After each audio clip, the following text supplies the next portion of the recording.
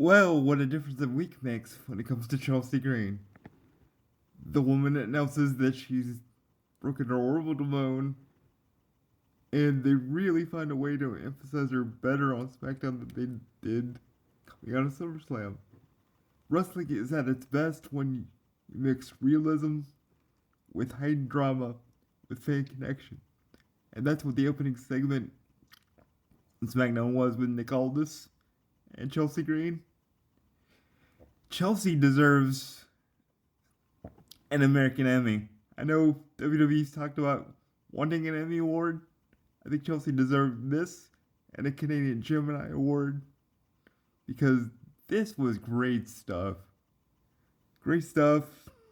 And this leads into quite a bit for the women's champion to do tonight as we lead into the next segment, which featured Gunther coming out, insulting Green, and insulting Nick Aldis. This brings out Matt Cardona, which leads to a very gritty, very hard-hitting brawl between the two, wrestling in their street clothes. Love this. Good reset for Cardona. He needed one. He hasn't really done very much since his return to the company late last year. I like this stuff a lot. Gunther continues to antagonize all this backstage, leading to a confrontation with Finn Balor. I think having these two linked up together will bring some good matches. I'll be interested to see what it means for both those men in the title picture going forward.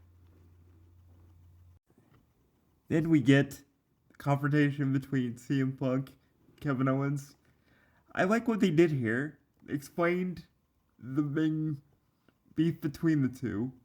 I do think this went on a little too long and they lost some of the crowd by going too far too long. But all in all, I think it built for the championship next week in Toronto very well. But like I said, it was a tad too long for my liking. And I think there was a little bit of a lot of diminishing returns, but all in all, a solid segment between the two.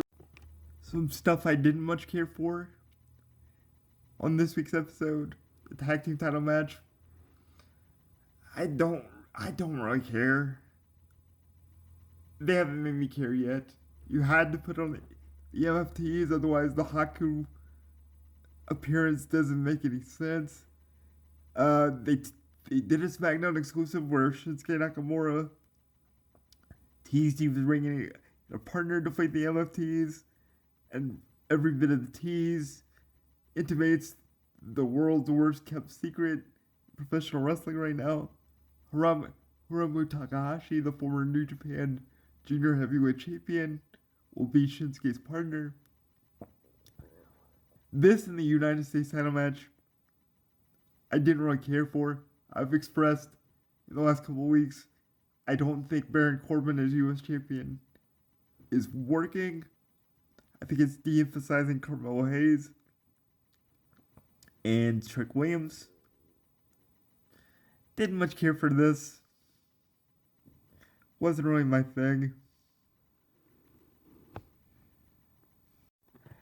Jason Jane becomes the new Women's United States Champion, beating Tiffany Stratton. After Tiffany helps